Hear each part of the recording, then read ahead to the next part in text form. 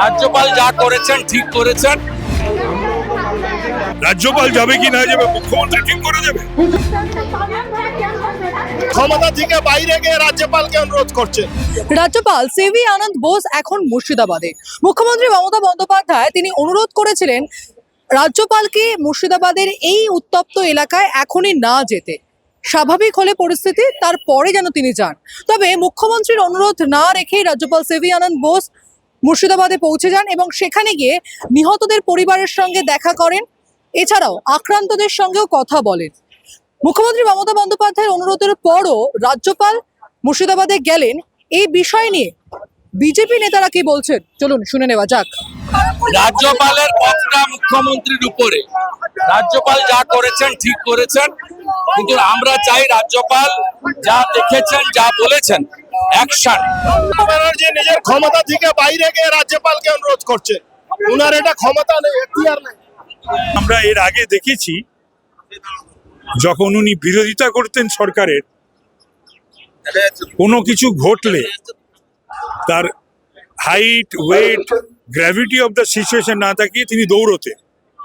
তো এখানে তিনি এত বড় ঘটনা ঘটে গেছে তা সত্ত্বেও কেন তিনি নিষেধ করছেন? নিজে জাননি কেন? উনি তার থেকে অনেক কম গুরুত্বপূর্ণ কাজে মনোনিবেশ করছেন বা সেদিকে দৃষ্টিপাত করছেন।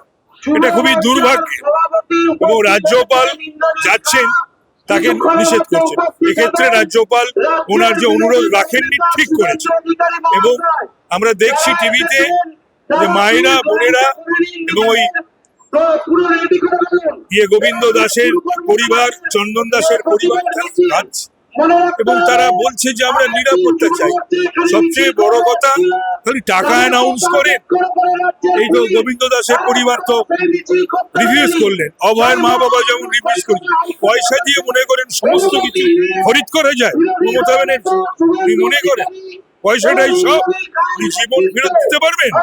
মানুষের এই যে দোকান, বাসস্থান যে জ্বলে পুড়ে ছারখার ফিরিয়ে দিতে পারবেন? মানুষের মা বোনেদের সম্ভ্রম ফিরিয়ে দিতে পারবেন? কুণাল ঘোষ বলছেন যে মমতা বন্দ্যোপাধ্যায় যাবেন, কিন্তু সাময়িক যে পরিস্থিতি তা একটু স্থিতিশীল হোক, এই সময় দাঁড়িয়ে আরো বেশি ব্লাস্ট হতে পারে, তাই জন্য যাচ্ছেন না মুখ্যমন্ত্রী। তো এই কথাগুলো কুণাল যখন মমতা ব্যানার্জি কোনো কিছু ঘটতো ওই সিপিএম এর সময় লাস্ট ওই 7-8-10 বছর, তখন বলতে পারতো না? রাজ্যপাল যাবে কি না যাবে মুখ্যমন্ত্রী ঠিক করে দেবে। সুতরাং কথা হলো ওকে বলতে হয়, কতটা মন থেকে বলছে, কতটা বলতে হয় বলছে।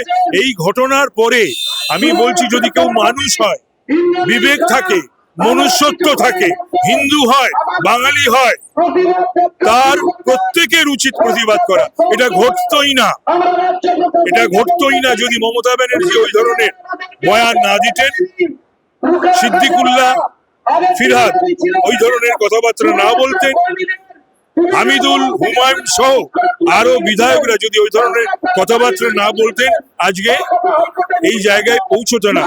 মালদা, মুর্শিদাবাদ বা আরো বহু জায়গায়। এই মুহূর্তে রাজ্যপালের মুর্শিদাবাদের যাওয়ার ঘটনাকে সমর্থন জানাচ্ছেন বিজেপি নেতারা।